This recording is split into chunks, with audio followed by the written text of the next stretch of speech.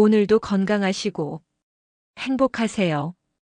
구독, 좋아요, 알림 설정은 큰 힘이 됩니다. 대한민국 서울 강남구 논현동의 뒷골목. 화려한 대로변에 네온 사인이 닿지 않는 이곳에 자그마한 플라워 카페 수수가 자리 잡고 있었다. 가을 비가 추적추적 내리는 밤이었다. 빗방울이 쇼윈도 유리를 때리는 소리가 마치 누군가 문을 두드리는 노크 소리처럼 들렸다. 이수연은 마감 시간을 훌쩍 넘긴 시각 카운터에 앉아 장미의 가시를 다듬고 있었다. 톡톡. 가시 제거기가 줄기를 훑고 지나갈 때마다 날카로운 가시들이 바닥으로 떨어졌다.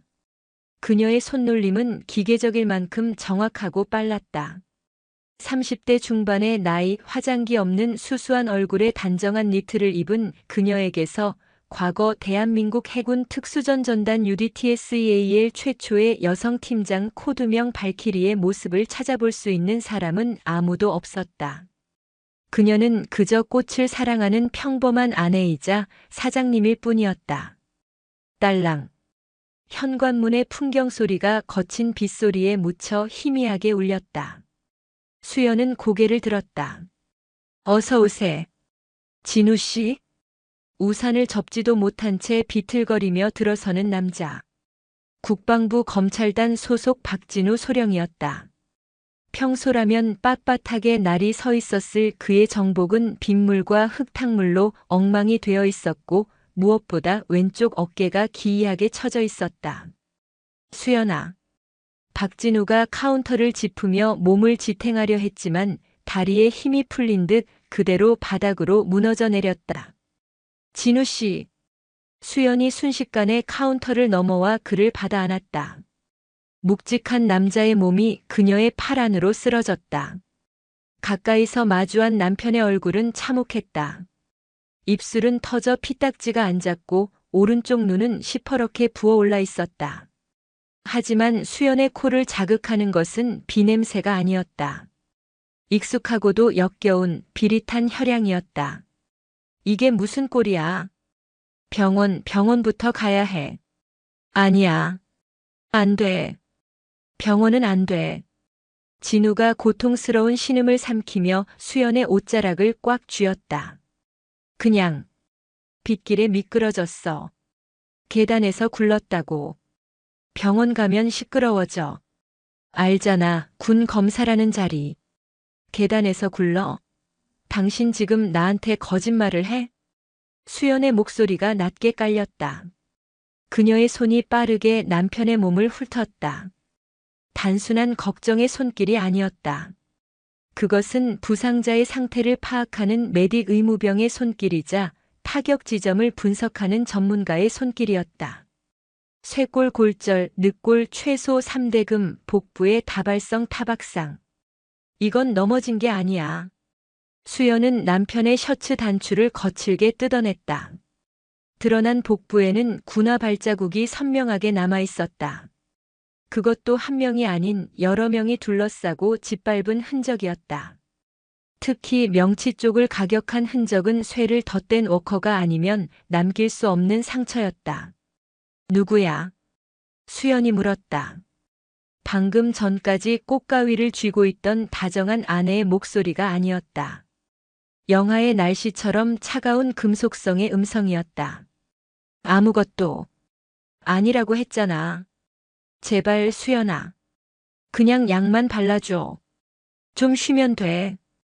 박진우 소령. 당신 지금 갈비뼈가 폐를 찌르기 직전이야. 숨 쉴 때마다 쌕쌕거리는 소리 안 들려? 이게 계단에서 구른 사람 몸뚱이라고. 수연은 억지로 눈물을 참으며 119를 부르려 휴대전화를 집어들었다. 그때 진우가 필사적으로 그녀의 손목을 잡았다. 그의 눈빛이 흔들렸다. 공포, 분노, 그리고 아내를 향한 미안함이 뒤섞인 눈빛이었다. 여보, 제발. 신고하면 안 돼. 그러면 다 죽어. 당신까지 위험해져. 나까지 위험해져? 그게 무슨 소리야? 내가 건드리지 말아야 할 걸 건드렸어. 덮어야 했어. 장관님 말씀대로 그냥 덮어야 했어. 진우의 의식이 흐려지고 있었다.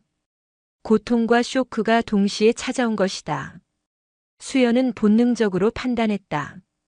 지금 병원에 가지 않으면 위험하다. 하지만 남편이 이토록 필사적으로 막는 데는 이유가 있을 것이다. 그녀는 일단 가게 문을 걸어 잠갔다. 그리고 가게 안쪽 창고로 쓰는 작은 방으로 남편을 옮겼다. 구급 상자가 아닌 창고 깊숙한 곳 금고에 보관해 두었던 비상용 트라우마 키트 트로머킨을 꺼냈다. 지혈제를 뿌리고 압박 붕대를 감는 그녀의 손은 떨리지 않았다. 다만 그녀의 눈동자가 깊은 어둠으로 물들고 있었다. 진우가 진통제에 취해 잠든 새벽 3시. 수연은 피 묻은 남편의 정복을 정리하다가 바지 주머니에서 무언가 툭 떨어지는 소리를 들었다. 검은색 라이터였다. 표면에는 금박으로 기묘한 문양이 새겨져 있었다. 서로 얽혀있는 두 마리의 뱀. 그리고 그 아래 적힌 작은 글씨. 클러브 TH SNAK VIP 라운지. 대한민국 최고의 활락가 용산구 이태원과 한남동 사이에 위치했다는 전설적인 멤버십 클럽. 일반인은 출입조차 불가능하고 정재계 인사들의 은밀한 회합 장소로 알려진 곳이었다. 더 스네이크. 수연은 라이터를 손안에서 굴렸다. 차가운 금속의 감촉이 손바닥을 파고들었다. 남편은 군 검사로서 무언가를 수사하고 있었다. 그리고 그 끝에서 무참히 짓밟혔다. 법은 그를 지켜주지 못했고 조직은 그를 버린 듯 했다. 수연은 창고 한 구석, 낡은 캠퍼스 천으로 덮여있는 묵직한 철제 가방을 바라보았다. 결혼과 함께 봉인했던 그녀의 과거가 그곳에 잠들어 있었다. 꽃집 여자는 오늘 밤 쉬어야겠네. 수연이 중얼거렸다. 그녀가 머리를 질끈 묶어 올렸다. 드러난 목선은 가녀렸지만 눈빛만은 먹잇감을 노리는 맹수의 그것으로 변해 있었다. 발키리가 긴잠에서 깨어났다. 새벽 4시의 서울은 고요했지만 이태원 뒷골목은 여전히 욕망의 불빛으로 번들거리고 있었다. 수연은 검은색 후드티 모자를 깊게 눌러쓰고 마스크로 얼굴의 절반을 가린 채 빗속을 걸었다. 그녀의 발걸음에는 소리가 없었다. 웅덩이를 밟아도 물이 튀지 않는 특수전 요원 특유의 보법이었다. 그녀가 향한 곳은 화려한 클럽 거리가 아닌 재개발이 멈춰버린 허름한 상가 건물이었다. 간판도 없는 3층 철문을 두드리는 패턴은 독특했다. 쿵, 쿵쿵, 쿵. 잠시 후 철문 윗부분에 작은 구멍이 열리며 충혈된 눈동자가 나타났다. 영업 끝났는데. 도깨비한테 전해.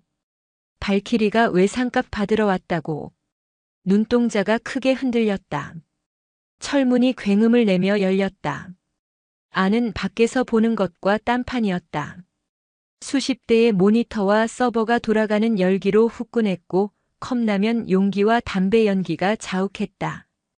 구석진 소파에 뱃살이 넉넉하게 나온 남자가 앉아있다가 벌떡 일어났다.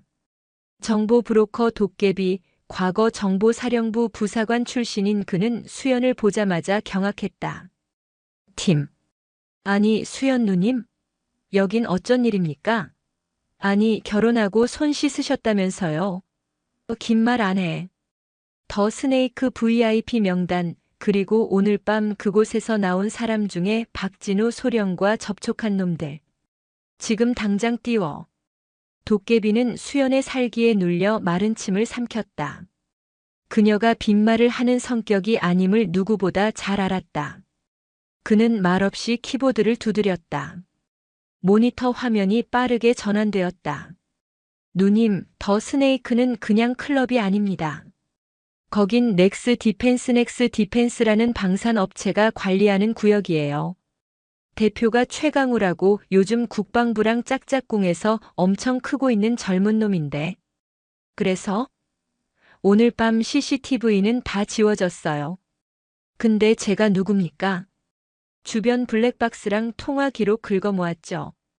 여기 보세요. 화면에 흐릿한 영상이 떴다.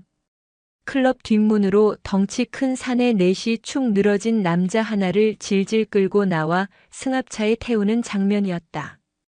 끌려가는 남자는 박진우였다. 이놈들 쌍용파 행동대장 망치와 그 밑에 애들입니다. 넥스 디펜스 하청받아서 더러운 일 처리해주는 놈들이죠. 지금 아지트는 한남동 폐차장 컨테이너일 겁니다. 수연은 화면 속에서 남편을 짐짝처럼 던지는 놈들의 얼굴을 하나하나 뇌리에 새겼다. 고맙다. 외상값은 퉁친 걸로 하지. 누님, 혼자 가시게요? 망치 그 새끼 칼 쓰는 놈입니다. 게다가 놈들 쪽수가. 상관없어. 수연이 뒤도 돌아보지 않고 문을 나섰다. 사냥은 머릿수로 하는 게 아니니까. 한남동 외곽의 폐차장. 찌그러진 자동차들이 산처럼 쌓여있는 이곳은 도시의 무덤과도 같았다. 빗줄기는 더욱 거세져 시야를 가렸다. 폐차장 중앙에 놓인 컨테이너에서는 시끄러운 음악 소리와 함께 남자들의 웃음소리가 새어나오고 있었다. 아까 그 군바리 새끼 맷집 좋더라. 소령이라며? 크크 검사 나부랭이가 까불기는. 최 대표님이 적당히 손봐주라고 했으니 망정이지 아니었으면 공구리 쳐서 한강에 던졌을 거다. 컨테이너 안에는 4명의 사내가 술판을 벌이고 있었다. 그중 상석에 앉아 회칼로 사과를 깎아먹고 있는 거구의 사내, 그가 망치였다. 그때였다. 파창. 컨테이너의 유일한 창문이 박살나며 최루탄 가스 한 통이 안으로 굴러들어왔다. 뭐야. 콜록콜록. 순식간에 내부는 하얀 연기로 가득 찼다. 놈들이 눈물, 콧물을 흘리며 비틀거릴 때 정전이 된 듯 전등이 꺼졌다. 밖에서 누군가 두꺼비 집을 내린 것이다. 어둠과 연기, 그리고 공포가 그들을 덮쳤다. 누구냐? 어떤 새끼야? 망치가 허공에 대고 칼을 휘둘렀다. 하지만 대답 대신 들려온 것은 뼈가 부러지는 소름 끼치는 소리였다. 우두둑 억. 문가에 서 있던 부하 한 명이 비명도 지르지 못하고 쓰러졌다. 수연이었다. 그녀는 야시경을 쓴 채 어둠 속을 유령처럼 누볐다. 그녀의 손에는 살상 무기 대신 몽키 스패너 하나가 들려 있었다. 퍽. 쾅. 그것은 싸움이 아니었다. 일방적인 진압이었다. 무릎 관절, 명치, 턱. 급소만을 정확히 타격하는 그녀의 움직임에 덩치들은 추풍낙엽처럼 쓰러졌다. 마지막으로 남은 것은 망치뿐이었다. 이 이개 같은 년이. 망치가 눈을 씻어내며 칼을 휘둘렀지만 수연은 가볍게 몸을 틀어 피했다. 그리고 그의 손목을 잡아채 반대 방향으로 꺾어버렸다. 으악! 칼이 바닥에 떨어졌다. 수연은 망치의 멱살을 잡아 벽으로 밀어붙였다. 그리고 몽키 스패너를 그의 눈앞에 들이댔다. 박진우 소령. 왜 건드렸어? 뭐 몰라. 우린 그냥 시키는 대로. 누가 시켰어? 최강우 대표. 넥스 디펜스 최강우가 시켰다고. 그 군바리가 KF-X 엔진 사업 건드려서 방해된다고 손 좀 보라고 했어. 맹세해. 수연의 눈빛이 차갑게 빛났다. 최강우. 넥스 디펜스. 이제 목표가 명확해졌다. 전에. 박진우는 혼자가 아니라고. 그가 흘린 피 리터 단위로 갚아주러 갈 테니까 목 닫고 기다리라고. 수연은 망치의 명치를 가격해 기절시켰다. 그녀는 쓰러진 놈들 사이를 빠져나와 다시 빗속으로 사라졌다. 그녀의 손에 들린 스패너에서 빗물과 핏물이 섞여 뚝뚝 떨어졌다. 다음 날 아침 서울 용산구 국방부 청사 근처의 고급 오피스텔. 넥스 디펜스의 CEO 최강우는 창밖으로 보이는 한강을 내려다보며 와인을 마시고 있었다. 30대 후반의 젊은 나이에 대한민국 방산시장을 쥐락펴락하는 그는 겉모습만 보면 세련된 엘리트 기업가였지만 그 속은 썩어빠진 탐욕으로 가득 차 있었다. 대표님. 비서실장이 조심스럽게 다가와 태블릿 PC를 건넸다. 어젯밤 망치 애들이 당했답니다. 혼자 쳐들어온 여자한테 전멸했답니다. 여자? 최강우가 흥미롭다는 듯 눈썹을 치켜 올렸다. 박진우 소령철합니다. 조사해보니 그냥 꽃집 하는 여자라는데 현장 흔적을 보면 솜씨가 보통이 아닙니다. CCTV는 다 박살냈고 목격자도 없습니다. 재밌네. 범생이 검사 마누라가 쌈닭이었다. 이거 스토리가 되는데. 최강우는 웃으며 와인 잔을 흔들었다. 오늘 저녁 신라 호텔에서 열리는 국방협력 자선 파티에 국방장관님 오시지. 예, 이영석 장관님 참석 예정이십니다. 그 여자도 올 거야. 남편 복수하겠다고 눈에 불을 켜고 달려들겠지. 보안팀 강화해. 그리고 장관님께는 미리 언질드려. 골치 아픈 파리가 한 마리 꼬였다고. 같은 시각 수연은 병원이 아닌 안전한 곳으로 옮긴 남편을 간호하고 있었다. 진우는 의식을 되찾았지만 여전히 거동이 불편했다. 수연아, 가지 마. 그놈들 위험해. 내가 상대할 수 있는 놈들이 아니야. 당신이 KF-X 엔진 결함 발견했지? 넥스 디펜스가 불량 부품 납품하고 로비로 덮은 거, 그거 파헤치다 당한 거잖아. 진우가 놀란 눈으로 아내를 바라보았다. 그녀가 어떻게 거기까지 알았는지 믿기지 않았다. 증거 어딨어? 수연아. 증거 내놔. 당신이 못하면 내가 해. 법으로 안 되면 내 방식대로 해. 진우는 한숨을 내쉬며 떨리는 손으로 자신의 스마트폰 잠금을 풀었다. 보안 폴더. 비밀번호는 우리 결혼기념일. 거기에 녹음 파일이랑 장부가 있어. 하지만 이걸 터뜨리려면 국방장관의 승인이 필요해. 근데 장관님이. 진우가 말을 잇지 못했다. 수연은 직감적으로 느꼈다. 남편이 믿었던 윗선, 즉 국방장관마저 넥스 디펜스와 한패일지도 모른다는 것을. 그리고 국방장관 이영석. 그는 바로 수연이 10년 전 의절하고 집을 나온 친아버지였다. 내가 가서 물어볼게. 아버지가 정말 딸의 남편을 죽이려 했는지. 수연은 검은색 이브닝 드레스를 꺼내 입었다. 드레스 자락 아래 허벅지에는 전술 단검을 묶었다. 화려한 귀걸이 대신 초소형 통신기를 귀에 꽂았다. 저녁 7시 신라 호텔 그랜드 볼룸. 대한민국 정재계와 군 고위 관계자들이 모인 화려한 파티장. 샴페인 잔 부딪히는 소리와 가식적인 웃음소리가 가득했다. 수연은 초대장 없이도 보안 요원의 틈을 타 유령처럼 연회장 안으로 들어섰다. 그녀의 시선은 단 한 곳, 헤드 테이블에 앉아있는 두 남자에게 고정되었다. 은발의 신사 이영석 국방장관, 그리고 그 옆에서 비릿한 미소를 짓고 있는 젊은 남자 최강우. 두 사람은 다정하게 담소를 나누고 있었다. 마치 친부자지간처럼. 그 모습을 본 수연의 심장이 차갑게 식었다. 아버지, 당신이 정말 이 짐승 같은 놈의 뒤를 봐주고 있었던 거야? 사위가 피투성이가 되어 쓰러졌는데 여기서 샴페인을 마시고 있어? 분노가 이성을 마비시키려 했지만 수연은 심호흡을 하며 냉정을 되찾았다. 그녀는 웨이터가 들고 지나가는 쟁반에서 샴페인 잔을 하나 집어들고 천천히 그들에게 다가갔다. 오랜만입니다, 장관님. 그리고 처음 뵙네요, 최강우 대표님. 수연의 등장에 테이블의 공기가 순간 얼어붙었다. 이형석 장관의 눈동자가 커졌다. 수연이. 내가 여길 어떻게 해? 제 남편이 못 온 자리를 대신 채우러 왔습니다. 박진우 소령 아시죠? 어젯밤에 누구 덕분에 생사를 오가고 있거든요. 수연의 시선이 최강우에게 꽂혔다. 최강우는 당황하는 기색 없이 여유롭게 웃었다.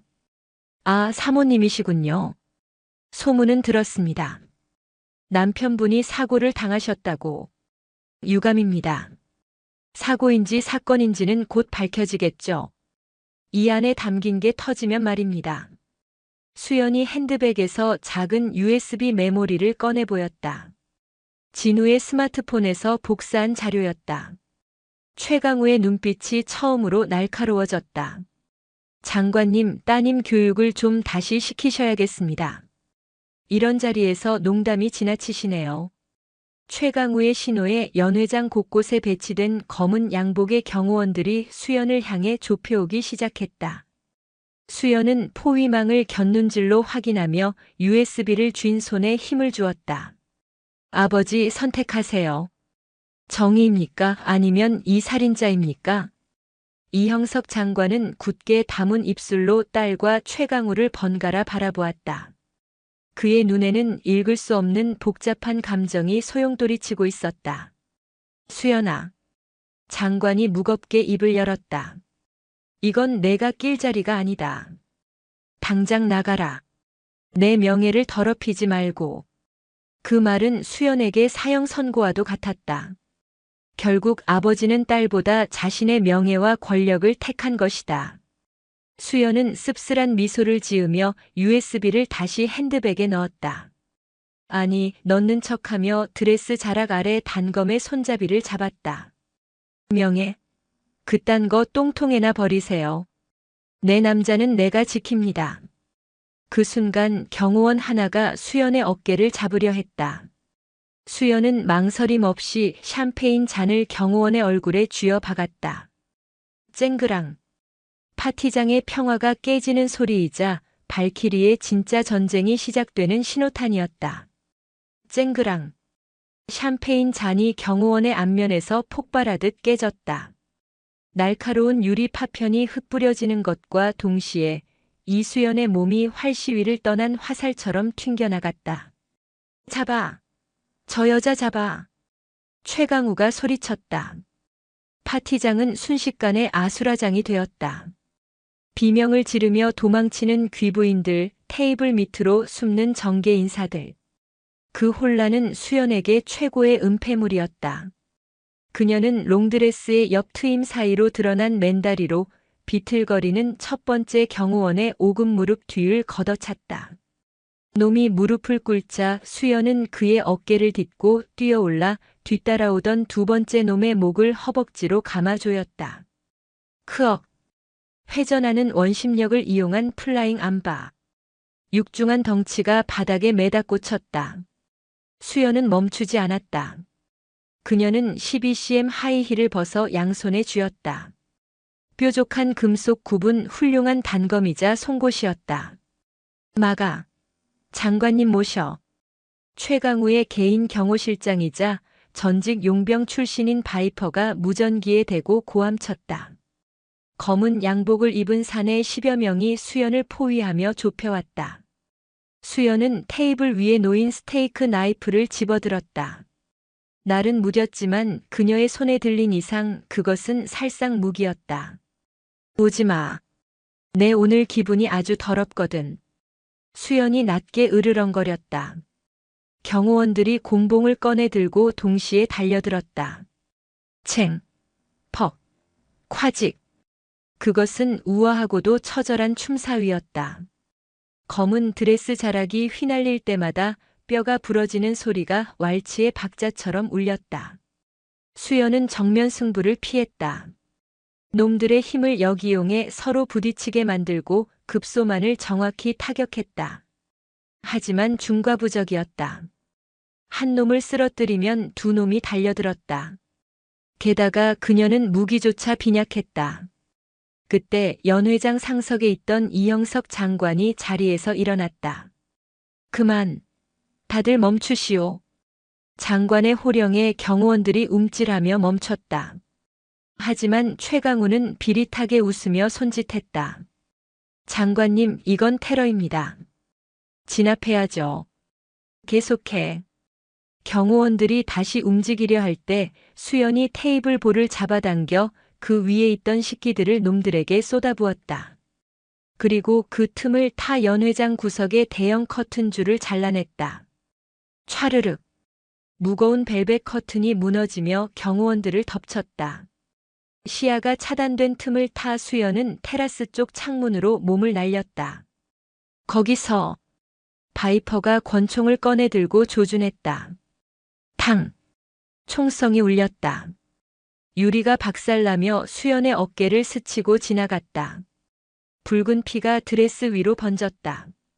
하지만 그녀는 망설임 없이 3층 높이의 테라스에서 아래쪽 정원수 위로 뛰어내렸다. 미친년. 바이퍼가 테라스 난간을 잡고 아래를 내려다보았지만 어둠 속으로 사라진 그녀의 흔적은 찾을 수 없었다. 연 회장은 침묵에 휩싸였다. 이형석 장관은 굳은 얼굴로 깨진 유리창을 바라보았다. 최 대표, 내 딸을 죽일 셈이었나? 장관의 목소리는 차분했지만 그 안에는 서늘한 분노가 서려 있었다. 최강우는 어깨를 으쓱하며 와인을 한 모금 마셨다. 딸이요? 의절하셨다면서요. 그리고 방금 보셨잖습니까? 저 여자가 먼저 절 죽이려 든 거. 전 정당방위였습니다. 최강우가 장관에게 다가와 귓가에 속삭였다. 장관님도 이제 결단하셔야죠. 딸입니까? 아니면 북극성의 대의입니까? 그 USB 회수 못하면 장관님도 끝장입니다. 이형석 장관은 주먹을 꽉 쥐었다. 손톱이 살을 파고들었다. 그는 아무 말 없이 수행원을 대동하고 연 회장을 빠져나갔다. 그의 뒷모습은 늙고 지쳐 보였지만 눈빛만은 형형하게 빛나고 있었다. 새벽 2시. 서울 변두리의 낡은 모텔. 수연은 욕실 거울 앞에서 어깨에 박힌 유리 파편을 핀셋으로 뽑아내고 있었다. 입에 문수건을 꽉 깨물었다. 마취제도 없이 생사를 찢는 고통이 밀려왔다. 하지만 육체의 고통보다 더 아픈 것은 마음이었다. 아버지는 그녀를 막지 않았다. 최강우가 그녀를 향해 총을 겨눌 때도 아버지는 침묵했다. 정말 당신이 넥스 디펜스의 배후인 거야? 내 남편을 죽이려 한 게 아버지 당신이냐고. 수연은 상처를 대충 붕대로 감고 침대 옆으로 갔다. 그곳에는 박진우가 창백한 얼굴로 누워 있었다. 수연아, 괜찮아? 진우가 힘겹게 눈을 떴다. 수연은 애써 웃으며 그의 땀을 닦아주었다. 응, 별거 아니야. 그냥 긁혔어. 장관님은 배웠어? 응. 뭐라고? 아셔? 수연은 잠시 망설이다가 대답했다. 포기하래. 덮으래. 안 그러면 다 죽는다고. 진우의 눈에 절망이 스쳤다. 그는 고개를 돌려 천장을 바라보았다. 그럼 끝이네. 국방장관이 덮으려고 작정하면 우린 이길 수 없어. 수연아, 우리 그냥 도망가자. 아무도 모르는 곳으로. 아니. 수연이 단호하게 말했다. 그녀는 핸드백에서 파티장에서 가져온 USB를 꺼냈다. 이걸로는 부족해. 아버지가 덮으려는 이유, 최강우가 저렇게 날뛰는 이유. 단순한 뇌물 장부가 아니야. 더 큰 게 있어.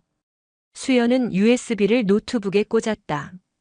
도깨비가 만들어준 해킹 툴이 돌아갔지만 파일의 절반 이상이 접근 불가였다. 단 하나 암호화되지 않은 폴더의 이름은 프로젝트 HADS. 하데스. 지옥의 신. 열린 파일에는 복잡한 설계도와 함께 넥스 디펜스가 중동의 테러 지원국과 거래한 내역의 일부가 담겨 있었다. 그것은 단순한 비리가 아니었다. 대한민국의 최신 미사일 유도 기술을 적국에 팔아넘기는 명백한 국가 반역죄였다. 진우 씨, 당신이 보려던 게 이거였어? 세상에. 최강우 이 미친 자식이 기술을 유출하고 있었어? 진우가 경악하며 몸을 일으켰다. 이건 장관님 선에서 덮을 수 있는 게 아니야. 만약 장관님이 이것까지 알고도 묵인했다면 그럼 아버지는 매국노야. 수연의 눈빛이 차갑게 식었다. 원본이 필요해. 이 파일은 조각나 있어서 법적 효력이 없어. 넥스 디펜스 본사 메인 서버. 거기에 모든 원본과 아버지가 연루된 증거까지 다 있을 거야. 거긴 요새야. 청와대보다 뚫기 힘들어. 알아. 그래서 내가 가는 거야. 수연은 낡은 더플백을 열었다. 그 안에는 UDT 시절 사용하던 전술 장비들이 잠들어 있었다. 방탄조끼, 전술 단검, 야시경, 그리고 소음기가 부착된 글록 권총. 꽃집 아줌마는 오늘로 폐업이야. 이제부턴 발키리가 접수한다. 넥스 디펜스 본사 타워. 강남 테헤랄로 한복판에 우뚝 솟은 60층짜리 마천루. 최첨단 보안 시스템과 사설 용병 부대가 24시간 지키는 난공불락의 요새였다. 밤 11시. 폭우가 쏟아지는 옥상 헬기 착륙장. 검은 그림자 하나가 빗속을 뚫고 낙하했다. 패러글라이더를 이용해 인근 건물에서 활강한 수연이었다. 그녀는 착지와 동시에 낙하산을 분리하고 옥상 환기구 쪽으로 달렸다. 도깨비 들려? 아, 잘 들립니다. 근데 누님 진짜 미친 짓인 거 아시죠? 지금 건물 전체가 알람 상태예요. 최강우가 경계를 2배로 늘렸어요. 인이어 이어폰을 통해 도깨비의 다급한 목소리가 들려왔다. 오히려 좋아. 놈들이 긴장하고 있다는 건 지킬 게 있다는 뜻이니까. 수연은 환기구 덮개를 레이저 커터로 절단하고 내부로 진입했다. 좁고 먼지 투성이인 덕트덕트를 포복으로 기어갔다. 목표는 55층. 메인 서버실. 55층 서버실 앞 복도. 레이저 센서와 열 감지기가 촘촘히 깔려 있었다. 수연은 덕트 틈새로 아래를 내려다보았다. 2명의 경비병이 순찰을 돌고 있었다. 그들의 무장은 일반 경비업체 수준이 아니었다. MPO 기관단총과 방탄복. 명백한 사병 집단이었다.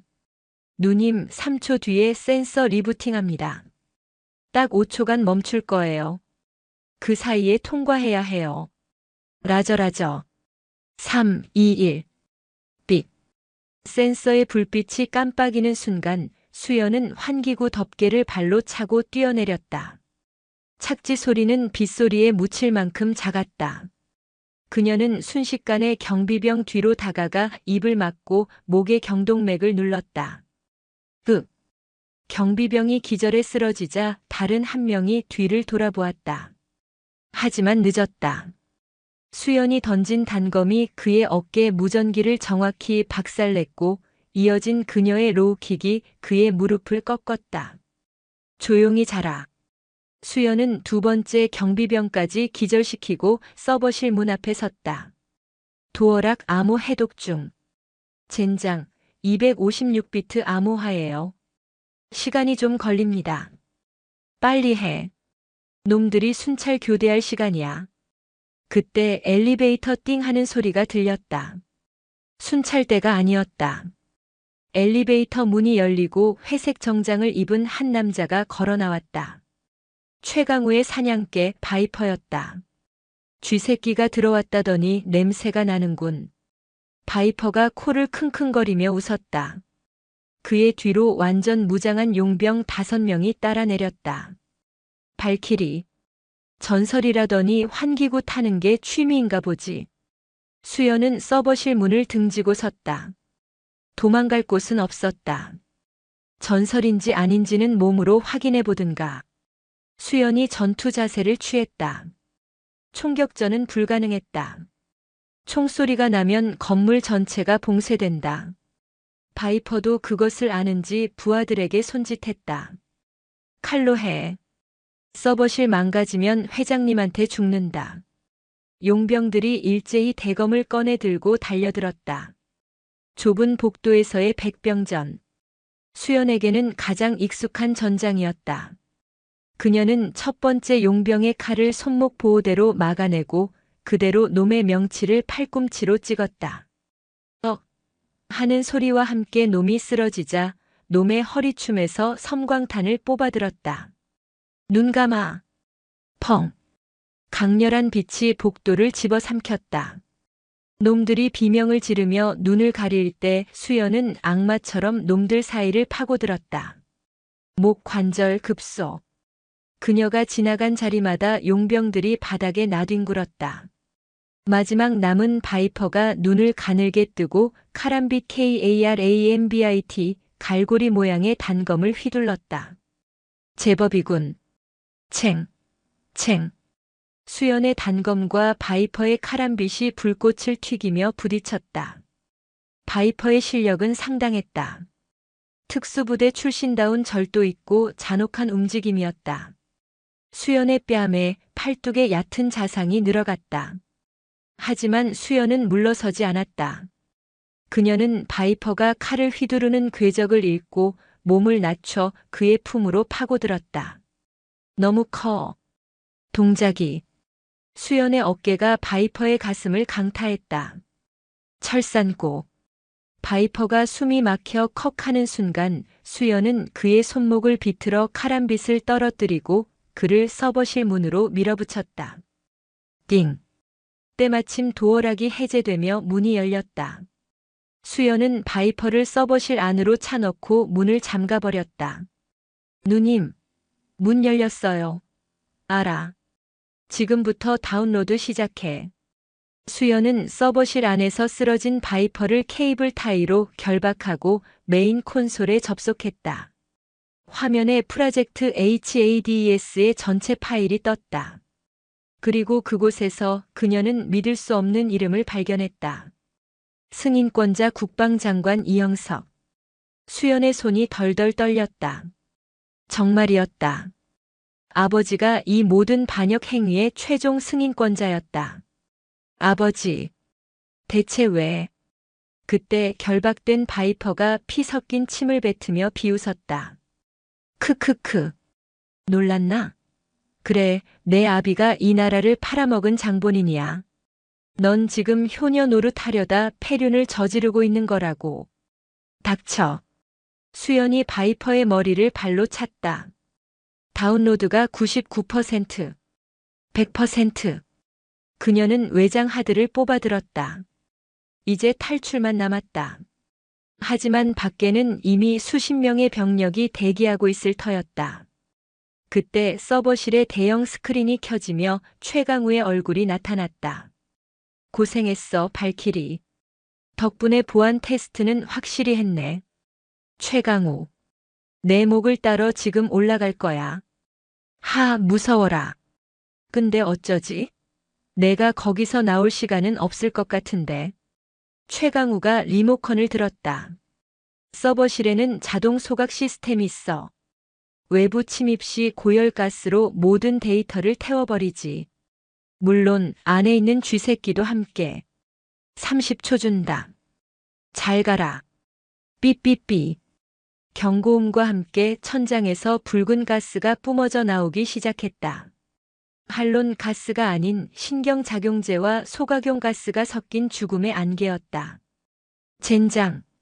수연은 의자를 집어 던져 통유리창을 깨려 했지만 강화 유리는 흠집조차 나지 않았다. 숨이 막혀왔다. 시야가 흐려졌다. 이대로 끝인가? 그때 서버실의 비상통신망이 울렸다. 수연아. 익숙하고도 그리운 무뚝뚝한 목소리. 아버지 이영석 장관이었다. 오른쪽 벽면 3번 패널. 뜯어내라. 거기에 비상 배선이 있다. 붉은색 선을 끊어. 아버지. 시간 없다. 당장 끊어. 수연은 의심할 겨를이 없었다. 그녀는 달려가 패널을 뜯고 붉은 선을 단검으로 잘랐다. 취익. 가스 분사가 멈췄다. 동시에 잠겨있던 비상 환기구가 열리며 신선한 공기가 들어왔다. 옥상으로 올라와라. 헬기를 보내마. 당신 정체가 뭐야? 날 죽이려던 거 아니었어? 수연이 거친 숨을 몰아쉬며 물었다. 침묵 끝에 아버지의 목소리가 들려왔다. 넌 아무것도 모른다. 와서 직접 확인해라. 내가 매국노인지 아니면 괴물을 잡기 위해 괴물이 된 건지. 넥스 디펜스 옥상. 폭풍우가 몰아치는 밤하늘 위로 검은색 블랙호크 헬기 한 대가 호버링 제자리 비행하고 있었다. 기체 옆면에는 국방부 마크가 아닌 정체불명의 부대 마크가 그려져 있었다. 수연은 바이퍼를 끌고 옥상으로 나왔다. 헬기에서 레펠이 내려왔다. 내려온 요원들은 넥스 디펜스의 용병이 아니었다. 그들은 수연도 잘 아는 국군정보사령부 소속 특수임무대 HID 요원들이었다. 이수연 씨, 탑승하십시오. 장관님 명령입니다. 수연은 망설였다. 함정일 수도 있다. 하지만 지금 그녀가 가진 펜은 없었다. 그녀는 바이퍼를 요원들에게 넘기고 헬기에 올랐다. 헬기는 서울을 벗어나 북쪽으로 향했다. 도착한 곳은 경기도 파주 인근의 깊은 산속, 지도에도 나오지 않는 안전가옥 세이프하우스였다. 가옥의 거실. 벽난로가 타오르고 있었고 그 앞에는 이형석 장관이 군복을 입은 채 서 있었다. 정장이 아닌 야전 상의를 입은 아버지의 모습은 10년 만이었다. 앉아라. 장관이 소파를 가리켰다. 수연은 자리에 앉지 않고 총을 꺼내 아버지를 겨눴다. 설명해. 프로젝트 HADES 승인권자에 당신 이름이 있었어. 미사일 기술을 북한과 이란에 팔아넘기려 한 게 당신이야?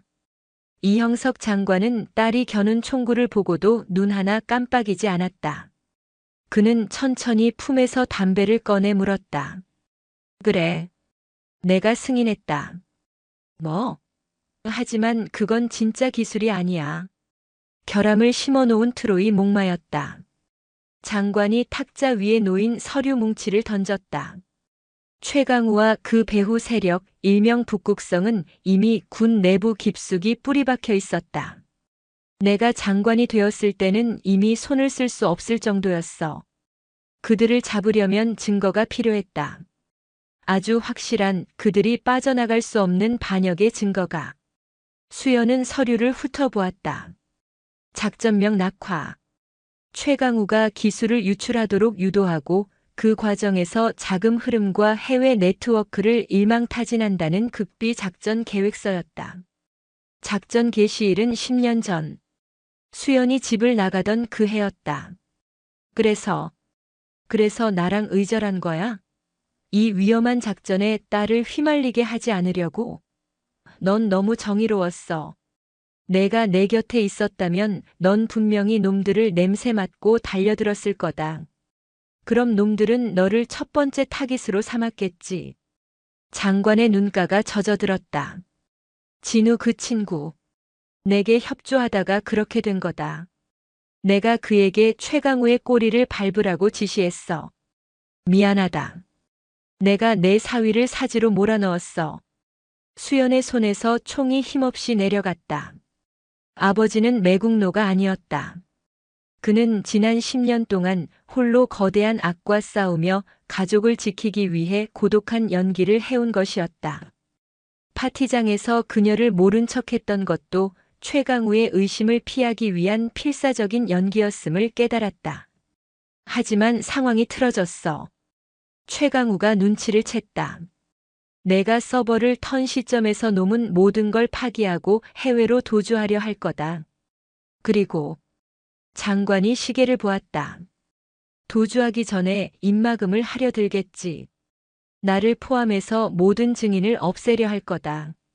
그때였다. 안전가옥의 외곽 경비 시스템이 요란하게 울리기 시작했다. 윙윙. CCTV 화면에 수십 대의 차량이 산길을 타고 올라오는 모습이 잡혔다. 넥스 디펜스의 사설 부대, 아니 그보다 더 강력한 용병단이었다. 왔군. 이형석 장관이 벽에 걸린 자동 소총을 집어들었다. 그는 노구에도 불구하고 익숙하게 놀이쇠를 당겼다. 수연아, 넌 여기서 나가라. 뒷문으로 나가면 진우가 있는 병원으로 갈 수 있는 차가 있다. 이 데이터 가지고 가서 세상에 터뜨려라. 여긴 내가 맡겠다. 또 혼자 하려고? 10년이나 혼자 했으면 됐잖아. 수연이 자신의 글록 권총을 재장전하며 아버지 옆에 섰다. 그녀는 더 이상 꽃집 사장도 원망에 찬 딸도 아니었다. 그녀는 전우로서 아버지 옆에 섰다. 발키리 작전 합류합니다. 지휘해 주십시오, 장관님. 이형석 장관이 피식 웃었다. 10년 만에 처음으로 보는 아버지의 진짜 미소였다. 좋아. 적 병력 규모는 1개 중대. 아군 병력은 늙은 장관 하나와 은퇴한 딸내미 하나. 해볼만 하군. 쾅! 안전가옥의 정문이 폭발하며 화염이 치솟았다. 수연과 아버지는 동시에 엄폐물 뒤로 몸을 날렸다. 사격 개시. 두다다다다. 아버지와 딸의 총구가 불을 뿜었다. 어둠 속에서 몰려오는 적들을 향해 그들은 등을 맞대고 섰다. 길고 외로웠던 10년의 세월을 보상받기라도 하듯 그들의 호흡은 완벽했다. 이것은 단순한 전투가 아니었다. 그것은 깨어진 가족의 화해이자 썩어빠진 세상에 던지는 두 사람만의 처절한 반격이었다. 한 놈도 살려보내지 마라, 수연아. 예썰 예스 서. 밤하늘을 수놓는 총성 속에서 발키리의 눈동자가 푸르게 타올랐다. 안전가옥의 거실은 더 이상 아늑한 피난처가 아니었다. 벽난로의 온기는 폭발 화염의 열기에 묻혔고 고풍스러운 가구들은 총탄에 찢겨나갔다. 장관님, 이시 방향, 창문. 이수연이 소리치며 소파 뒤로 몸을 날렸다. 그녀의 권총이 불을 뿜었고 창문을 넘어오려던 용병의 이마에 붉은 구멍이 뚫렸다. 놈이 뒤로 넘어가는 동시에 반대편 주방 쪽에서 섬광탄이 굴러들어왔다. 눈 감아. 이형석 장관이 딸의 머리를 감싸 안으며 바닥으로 엎드렸다. 펑. 귀를 찢는 이명과 함께 시야가 하얗게 전멸했다. 그 짧은 틈을 타 검은 군화를 신은 놈들이 거실로 난입했다. 하지만 그들은 상대를 잘못 골랐다. 시야가 확보되기도 전에 이형석 장관은 엎드린 자세 그대로 소총을 난사해 선두에 선 2명의 다리를 긁어버렸다. 크악! 놈들이 쓰러지자 수연이 표범처럼 튀어나갔다. 그녀는 가장 가까운 놈의 정강이를 걷어차 중심을 무너뜨리고 놈이 떨어뜨린 단검을 공중에서 낚아채 목을 그었다.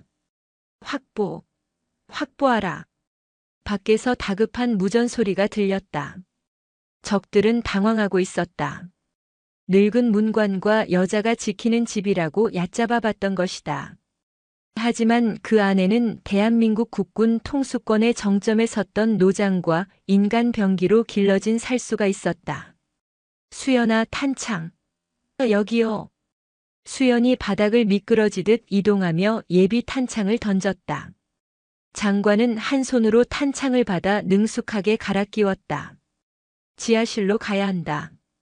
거기에 비상 탈출용 차량이 있어. 어머할게요. 먼저 가세요.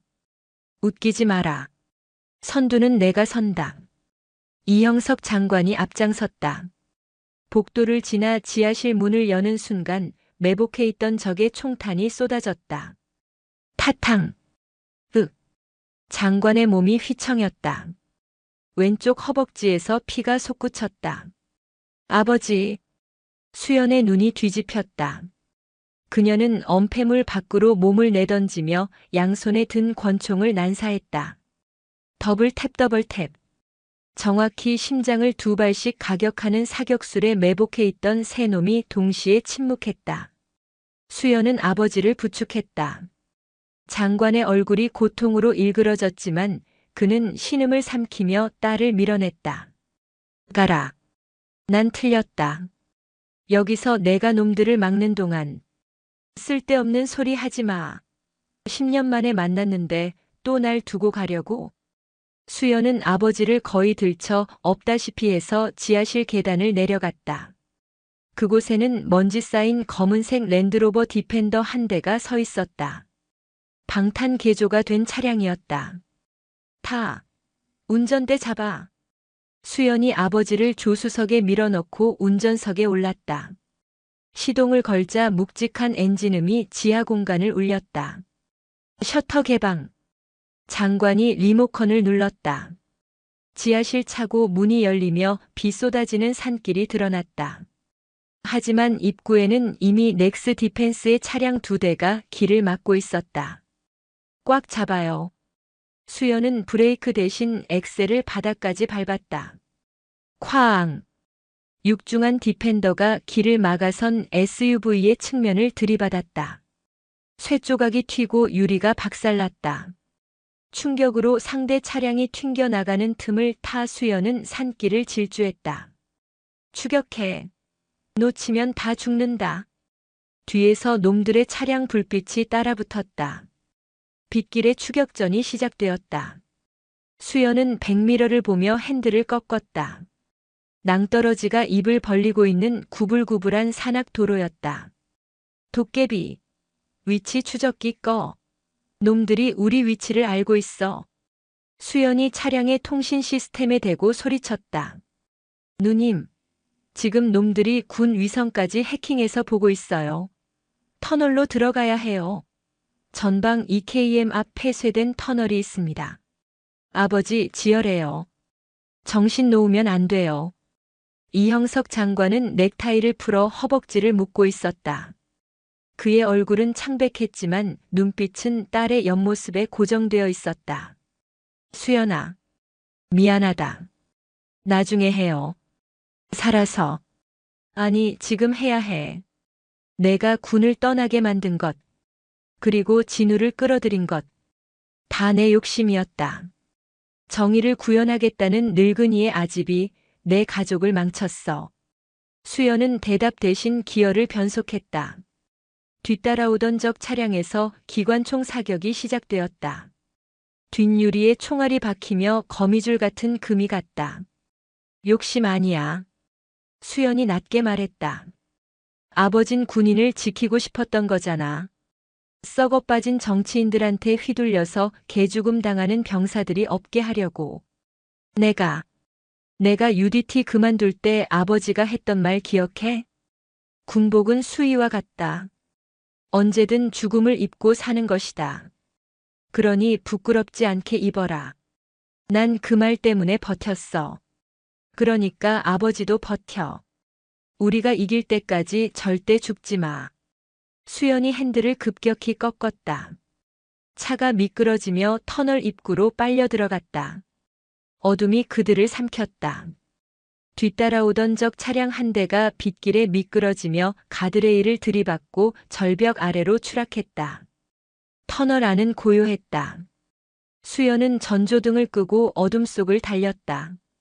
잠시 후 그녀는 차를 세우고 아버지의 상처를 살폈다.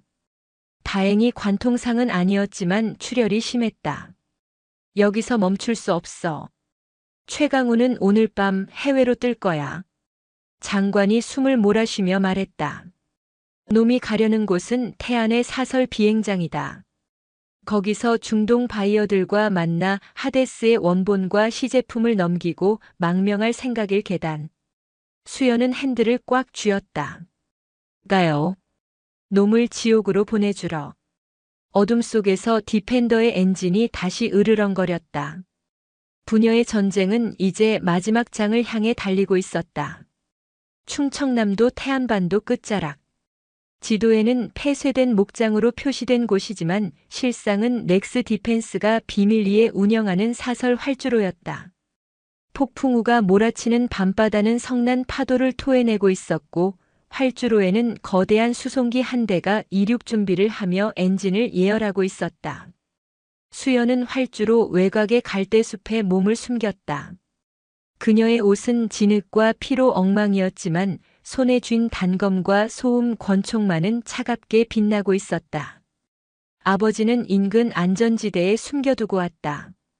더 이상 그를 위험에 노출시킬 수 없었다. 이번 침투는 오로지 그녀 발키리 혼자만의 몫이었다. 도깨비 상황 보고해. 활주로 주변 경비 병력 약 50명. 중화기로 무장했습니다. 그리고 누님, 이거 좀 골치 아픈데요. 도깨비의 목소리가 떨렸다. 수송기 앞에 민간인들이 보입니다. 최강우 이 미친 자식이. 연구원들 가족을 인질로 잡고 있어요.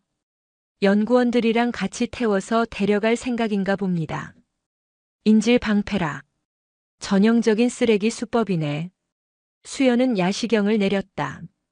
녹색으로 변한 시야 속에 놈들의 배치가 들어왔다. 정면 돌파는 불가능했다. 인질이 다친다. 그때 수연의 인이어로 낯선, 아니 너무나 익숙한 목소리가 치고 들어왔다. 수연아, 들려? 심장이 멎는 듯 했다. 병원에 있어야 할 남편 박진우였다. 진우 씨? 당신 미쳤어? 꼼짝 말고 있으라니까. 나 검사야, 수연아. 내 방식대로 싸우고 있어. 지금 국방부 검찰단과 경찰 특공대가 그쪽으로 이동 중이야. 내가 윗선 다 뚫었어. 아버지. 장관님이 남겨주신 낙화 파일 덕분에 영장이 나왔어. 얼마나 걸려? 20분. 하지만 놈들이 눈치채면 바로 이륙할 거야. 20분만 버텨줘. 그들이 이륙하지 못하게 막아줘. 20분이라. 수연은 쓴웃음을 지었다. 50명의 중무장 용병을 상대로 인질을 지키며 수송기 이륙을 20분간 저지한다. 불가능에 가까운 미션이었다. 접수했어. 당신은 오면 뒷수습이나 깔끔하게 해. 법대로. 수연은 통신을 끊었다. 그리고 갈대숲을 나와 어둠 속으로 스며들었다. 그녀의 첫 번째 목표는 관제탑이 아닌 발전시설이었다. 어둠은 헌터의 가장 큰 친구니까. 수연은 철조망을 절단하고 발전기 트레일러 밑으로 기어 들어갔다. 연료 호스를 자르고 시한신관을 설치했다. 543. 수연이 몸을 굴려 트레일러를 벗어나는 순간 쾅! 거대한 폭발과 함께 비행장 전체의 조명이 나갔다. 칠흑 같은 어둠이 찾아왔다. 활주로를 비추던 유도등마저 꺼지자 수송기 엔진 소리가 줄어들며 당황한 기색이 역력했다. 뭐야? 발전기 확인해. 야시경 켜. 용병들의 고함 소리가 빗소리에 섞였다. 수연은 그 혼란을 틈타 활주로로 진입했다. 퍽. 푹. 어둠 속에서 비명은 짧았다. 수연은 용병들의 대열 후미부터 하나씩 지워나갔다. 그녀는 총을 쏘지 않았다. 총구 화염은 위치를 노출시키니까. 오직 나이프와 근접 격투술 CQC로만 상대를 제압했다. 하지만 수송기 근처는 상황이 달랐다. 최강우의 친위대인 블랙 맘바 팀이 야시경을 끼고 인질들을 둘러싸고 있었다. 쥐새끼가 들어왔다. 전방위 사격 개시. 놈들이 무차별 사격을 시작했다. 총알이 빗발치며 수연이 숨어있는 컨테이너 박스를 두들겼다. 젠장, 접근할 수가 없네. 수연은 숨을 골랐다. 그때 수송기 해치가 열리며 최강우가 모습을 드러냈다. 그는 확성기를 들고 있었다. 이수연, 숨어있지 말고 나와. 내 아비랑 남편 목숨은 살리고 싶지 않나 보지. 최강우가 손짓하자 부하 한 명이 어린아이를 인질 대열에서 끌어냈다. 연구원의 딸인 듯 했다. 아이의 울음소리가 날카롭게 울렸다. 3초 준다. 안 나오면 이 꼬마부터 시작해서 10초에 한 명씩 죽인다. 1, 2. 수연은 입술을 깨물었다. 선택의 여지가 없었다. 그녀는 양손을 들고 컨테이너 뒤에서 걸어 나왔다. 그만해. 나 여기 있어. 수많은 레이저 포인터가 수연의 가슴과 머리에 붉은 점을 찍었다. 빗줄기를 맞으며 선 그녀의 모습은 초라해 보였지만 눈빛만은 형형했다. 오 발키리. 드디어 실물을 영접하는군. 최강우가 비릿하게 웃으며 아이를 밀쳐냈다. 무기를 버려. 그리고 무릎 꿇어. 내 아비가 그랬던 것처럼. 수연은 천천히 허리춤의 권총과 허벅지의 단검을 풀어 바닥에 내려놓았다. 그리고 천천히 무릎을 꿇었다. 좋아. 아주 고분고분하네. 최강우가 부하들에게 눈짓했다. 죽여. 약속 따윈 없었다. 놈은 처음부터 그녀를 살려둘 생각이 없었다. 용병들이 방아쇠를 당기려는 찰나. 윙, 삑. 수연의 손목시계에서 고주파 소음이 터져나왔다. 도깨비가 개조해준 EMP 전자기펄스 발생기였다. 반경 10m 내의 야시경과 전자장비를 일시적으로 먹통으로 만드는 장비였다. 아, 내 눈. 야시경을 쓰고 있던 용병들이 갑작스런 노이즈와 빛 번짐에 비명을 지르며 눈을 감싸쥐었다. 그 틈을 타 수연은 바닥을 굴러 떨어뜨렸던 권총을 다시 집어들었다. 탕, 탕, 탕. 그녀는 앉은 자세에서 정확하게 최강우 주변의 호위병들을 쏘아 넘겼다. 그리고 튀어나가 최강우의 멱살을 잡고 수송기 안으로 밀고 들어갔다. 같이 가자 지옥으로.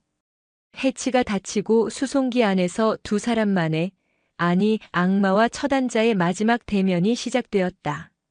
수송기 화물칸. 흔들리는 기체 안은 난장판이었다. 조종사는 이미 도망쳤고 기체는 활주로에 멈춰 서 있었다.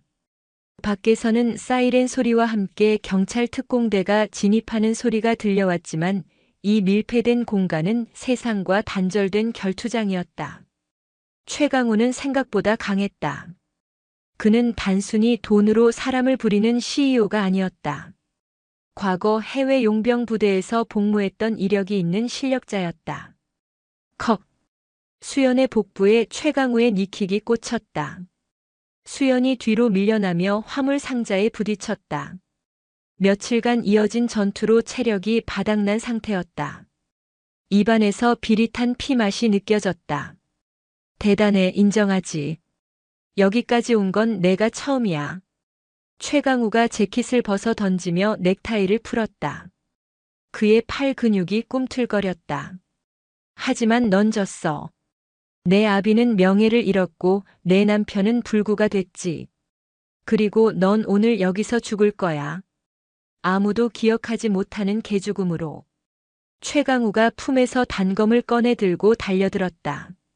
수연은 가까스로 몸을 틀어 칼날을 피했지만 팔뚝이 길게 베었다. 개죽음? 수연이 피 묻은 팔을 털어내며 일어섰다. 아니, 난 오늘 널 죽이고 살아나갈 거야. 내 남편 밥 차려주러 가야 하거든. 수연의 눈빛이 바뀌었다. 그것은 더 이상 인간의 눈이 아니었다. 사냥감의 숨통을 끊기 위해 모든 감각을 예민하게 벼린 맹수의 눈이었다. 최강우가 다시 칼을 휘둘렀다. 빠르고 날카로웠다. 하지만 수연은 물러서지 않고 오히려 그 칼날 안쪽으로 파고들었다. 살을 내주고 뼈를 취한다. 최강우의 칼이 수연의 어깨를 찔렀다. 깊었다. 하지만 그 순간 수연의 오른손이 최강우의 손목을 잡았고 왼손바닥이 그의 턱을 올려쳤다. 퍽! 뇌가 울리는 충격에 최강우의 눈동자가 풀렸다. 수연은 그 틈을 놓치지 않았다. 그녀는 꽂힌 칼을 무시한 채 최강우의 팔을 꺾어 제압하고 그대로 바닥에 매다 꽂았다. 으악! 최강우의 팔이 기괴하게 뒤틀렸다. 수연은 바닥에 떨어진 최강우의 단검을 집어들었다. 이건 내 남편의 목. 푸. 그녀가 단검을 최강우의 허벅지에 박았다. 으악! 미친년. 살려줘. 돈 줄게. 원하는 만큼. 이건 우리 아버지의 목. 수연은 단검을 뽑아 반대쪽 허벅지를 찔렀다. 최강우는 고통과 공포로 바닥을 기며 뒷걸음질 쳤다. 그는 처음으로 죽음이라는 실체를 마주하고 있었다. 그리고 이건 나라 팔아먹은 대가야. 수연이 칼을 들어 올렸다. 최강우는 눈물 콧물을 흘리며 손을 비벼댔다. 제발 살려만 줘. 시키는 대로 다 할게. 법정. 그래, 법정에 갈게. 자수할게. 수연의 칼끝이 최강우의 목 울대 앞에서 멈췄다. 그녀의 손이 부들부들 떨렸다. 죽여버리고 싶었다. 이 자리에서 이 악마의 숨통을 끊어야 모든 것이 끝날 것 같았다. 그때 수송기 해치가 강제로 개방되며 조명이 쏟아져 들어왔다. 멈춰. 이수연. 칼 버려. 방탄복을 입은 박진우였다. 그는 절뚝거리는 다리로 수송기 안으로 들어왔다. 뒤이어 무장한 특공대원들이 총구를 겨누고 진입했다. 수연아, 안 돼. 죽이지 마. 진우가 다급하게 외쳤다. 저놈을 죽이면 넌 살인자가 돼. 우리가 싸워온 이유가 사라져. 제발 칼 내려놔. 수연은 남편을 바라보았다. 땀과 피로 범벅이 된 그녀의 얼굴에 복잡한 감정이 스쳤다. 남편의 눈은 간절했다. 그 눈은 그녀가 사랑했던 정의를 믿는 그 눈빛 그대로였다. 수연은 천천히 칼을 내렸다. 그리고 바닥에 던졌다. 챙그랑. 당신이 알아서 해. 난 너무 지쳤어. 수연이 비틀거리며 쓰러지려 하자 진우가 달려와 그녀를 받아 안았다. 최강우는 안도하며 킬킬거렸다. 하하. 그래, 법대로 해보자고. 나 최강우야. 변호사 사면 금방. 닥쳐. 진우가 최강우의 멱살을 잡고 주먹을 날렸다. 퍽. 넌 군사법원에 설 거야. 반역죄는 변호사가 아니라 신이 와도 못 구해줘. 넌 평생 빛을 못 볼 거다. 특공대원들이 최강우를 제 앞에 끌고 나갔다. 밖에서는 수많은 경찰차와 구급차의 불빛이 번쩍이고 있었다. 폭풍우는 멈췄고 구름 사이로 희미한 새벽 여명이 밝아오고 있었다. 수연은 남편의 품에 안겨 밖으로 나왔다. 들것에 실려 구급차로 옮겨지는 아버지 이영석 장관의 모습이 보였다. 장관은 딸을 보며 희미하게 엄지를 들어 보였다. 수연도 마주 웃어주려 했지만 눈물이 앞을 가렸다. 끝났어, 수연아. 진짜 끝났어. 진우가 그녀의 머리를 쓰다듬으며 속삭였다. 응. 집에 가자, 여보. 가서 된장찌개나 끓여줘. 수연은 남편의 가슴에 얼굴을 묻었다. 전쟁은 끝났다. 발키리의 날개는 상처 입고 찢어졌지만 그녀는 더 이상 혼자가 아니었다. 가족이라는 이름의 둥지로 돌아온 그녀의 위로 태안의 아침 해가 따스하게 떠오르고 있었다. 계절이 한 바퀴를 돌아 다시 바람이 차가워지기 시작했다. 대한민국 남쪽 끝, 제주도 서귀포의 한적한 해안마을. 검은 현무암 돌담 너머로 푸른 바다가 넘실대는 이곳에 작은 펜션 하나가 자리 잡고 있었다. 간판은 투박한 나무 판자에 붓글씨로 쓴 스테이 휴가 전부였다. 마당 한 구석에서는 장작 패는 소리가 규칙적으로 들려왔다. 쩍쩍. 잘 마른 참나무가 도끼질 한 번에 시원하게 갈라졌다. 반팔 티셔츠 차림으로 땀을 흘리며 장작을 패고 있는 남자는 박진우였다. 1년 전 창백한 얼굴로 병상에 누워있던 모습은 온데간데 없었다. 태양에 그을린 구릿빛 피부와 단단해진 어깨 근육은 그가 더 이상 서류 더미에 파묻힌 군 검사가 아니라 자연 속에서 땀 흘리는 노동자로 살아가고 있음을 보여주었다. 여보, 그만하고 들어와. 새참 먹어. 주방 창문이 열리며 이수연이 고개를 내밀었다. 그녀는 화려한 드레스도 검은색 전술복도 아닌 헐렁한 리넨 셔츠에 앞치마를 두르고 있었다. 머리는 대충 묶어 올렸고 화장기 없는 얼굴에는 주근깨가 살짝 내려앉아 있었다. 하지만 그 평범함이 그녀를 그 어느 때보다 빛나게 했다. 진우가 도끼를 내려놓고 땀을 닦으며 웃었다. 이것만 다 패고. 오늘 밤엔 기온이 더 떨어진대. 손님들 방에 불 좀 넉넉히 떼워드려야지. 아이고, 우리 박 사장님 서비스 정신 투철하시네. 알았어, 국수 삶아놨으니까 불기 전에 와. 수연은 창문을 닫고 다시 주방으로 돌아갔다. 도마 위에는 제주산 당근과 호박이 썰려 있었다. 칼질하는 소리가 도마를 울렸다. 탁, 탁, 탁. 그녀의 칼질은 여전히 빨랐지만 더 이상 살기가 느껴지지 않았다. 그녀는 문득 자신의 오른팔을 내려다보았다. 셔츠 소매를 걷어 올린 팔뚝에는 1년 전 수송기 안에서 최강우의 칼에 베었던 흉터가 하얗게 남아 있었다. 흉하다. 예전엔 그렇게 생각했었다. 하지만 이젠 아니었다. 진우는 매일 밤 그 흉터에 입을 맞추며 말했다. 이건 당신이 우리를 지켜낸 훈장이야. 라고. 거실에 켜둔 TV 뉴스에서는 앵커의 목소리가 흘러나오고 있었다. 국군 창설 이래 최악의 방산 비리 사건인 북극성 게이트의 주범, 전 넥스 디펜스 대표 최강우에 대한 대법원 확정 판결이 오늘 내려졌습니다. 재판부는 군사기밀보호법 위반 및 내란 음모 혐의를 인정하여 그에게 무기징역을 선고했습니다. 화면에는 수의를 입고 포승줄에 묶인 최강우의 모습이 짧게 지나갔다. 한때 대한민국을 집어삼키려 했던 거만한 눈빛은 사라지고 모든 것을 잃은 자의 공허한 눈동자만이 남아있었다. 수연은 무심하게 TV를 꺼버렸다. 이제 그녀에게 그 뉴스는 지나간 옛날 이야기일 뿐이었다. 그때였다. 펜션 입구에 자갈밭을 밟으며 검은색 세단 한 대가 들어왔다. 렌터카가 아닌 육지에서 배를 타고 건너온 듯한 묵직한 국산 고급 세단이었다. 예약 손님인가? 진우가 수건으로 목을 닦으며 마당으로 나갔다. 수연도 행주에 손을 닦으며 현관으로 나왔다. 운전석 문이 열리고 중후한 노신사가 내렸다.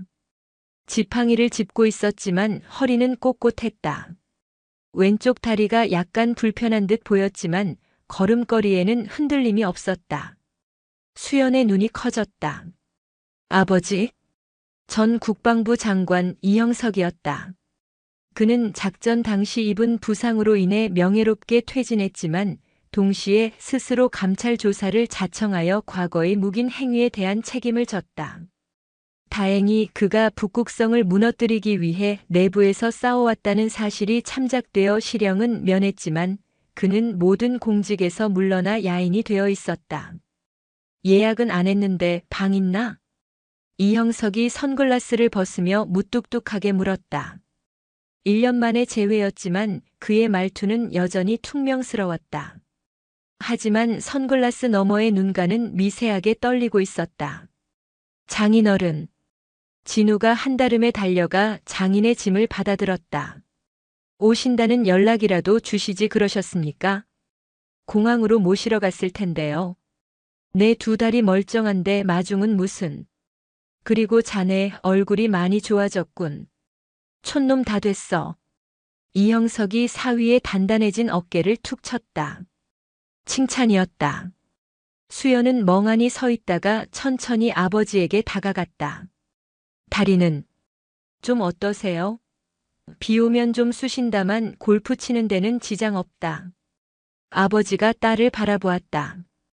그의 시선이 수연의 팔에 난 흉터에 잠시 머물렀다가 이내 그녀의 편안한 얼굴로 옮겨갔다.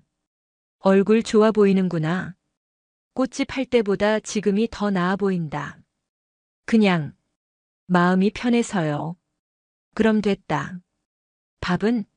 배고픈데. 세 사람은 바다가 보이는 마당 평상에 둘러앉았다. 메뉴는 수연이 만든 고기 국수와 진우가 숯불에 구운 제주산 흑돼지였다. 화려한 만찬은 아니었지만 그 어떤 국빈 만찬보다 따뜻한 밥상이었다. 서울은 좀 어때요? 시끄럽죠? 진우가 고기를 잘라 장인의 접시에 놓으며 물었다. 시끄럽지. 똥파리들이 사라지니 이제 파리채 든 놈들이 서로 잘났다고 싸우더구만. 그래도 군대는 많이 변했다. 자네가 남긴 그 자료들 덕분에 썩은 물은 많이 퍼냈어. 이형석이 국수를 한 젓가락 뜨며 말했다. 그리고 복직 이야기가 나오더군. 자네 말이야 박서방. 진우의 젓가락질이 멈칫했다. 수연도 남편을 바라보았다. 명예 회복. 그것은 진우가 잃어버린 가장 큰 것이었다.